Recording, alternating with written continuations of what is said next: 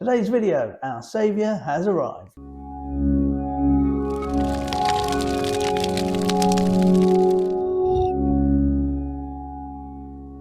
Hi and welcome back to Dan's channel. It's great to see you again. Hope you're keeping well.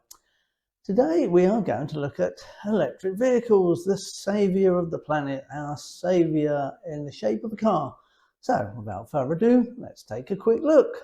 What's happening with electric vehicles? Are electric cars done already? Are they yesterday's news?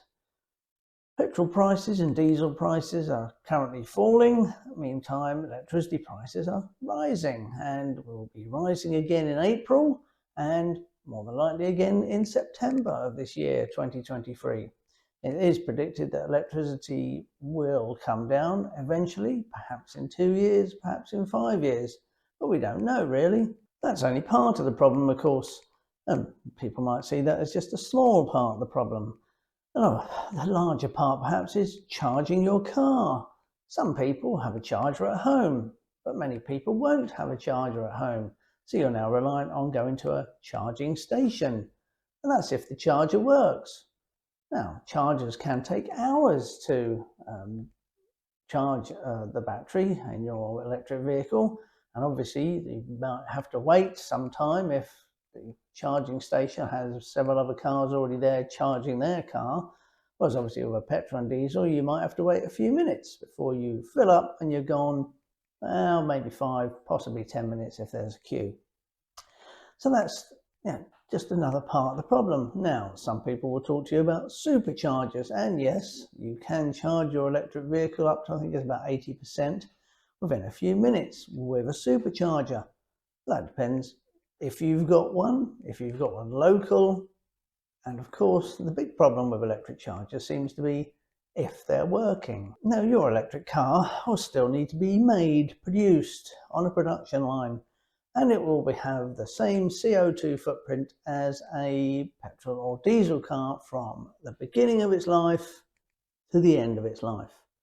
And you will need to replace that battery at some point, and potentially that could cost thousands. If electric cars are the thing that's going to help save us or save the planet, then why are we being forced? Why are we having our arms twisted? Why are they going to force the cessation of producing petrol and diesel cars in 2030 here in the UK?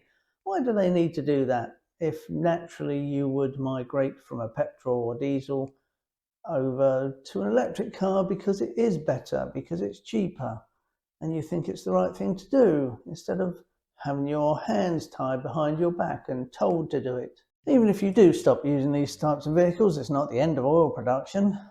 Oil, once refined, accounts for probably thousands of products, not just in your home, but all over the place. Look around your house, go to work, look around the shops, supermarkets, any type of shop, and you'll find all sorts of things that have been refined from oil. So most people will end up on a lease agreement for their new electric vehicle. Now that means it will need to be replaced in perhaps 3 or 5 years' time, as lease agreements usually last that long. If you're going to replace your electric vehicle, it means more mining of things like cobalt and nickel for the battery, and increasing your CO2 footprint, of course, because with your petrol or diesel car, you can just run it for years till its life has ended.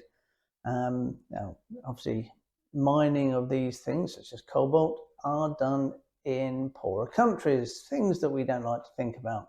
Slave-type conditions, poor pay, poor people living in unbelievable conditions. But we don't like to really think about that, do we? And of course, these things that are mined for batteries will soon run out, because there will be a huge increase in the demand for electric vehicles, and there is not a lot on the planet to be able to produce all the batteries. Then what? No electric vehicles. And just when many people are becoming interested in electric vehicles, along comes road excise duty. Well, it's something that electric vehicles are exempt from for the past few years. Don't have to pay that, but now you will from, I believe it's 2027. So all these people now who have been persuaded that it's the future. They could see the saving from road excise duty. We'll have to pay road excise duty. Well, your money's got to come from somewhere to pay for the roads. It was pretty obvious from day one, really. You can't have all the cars travelling around paying no road excise duty, can you? Now let's just have a quick chat about car manufacturers. Here in the UK in 2030, no new petrol or diesel vehicles will be allowed to be produced or sold. So what are these car manufacturers going to do? They have little choice. They plan ahead, usually 5 years or so. And we're in 2023, we're planning this for 2030, so we are on the edge of making huge decisions and commitments.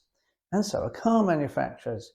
They will be changing their plants from manufacture of petrol and diesel over to electricity.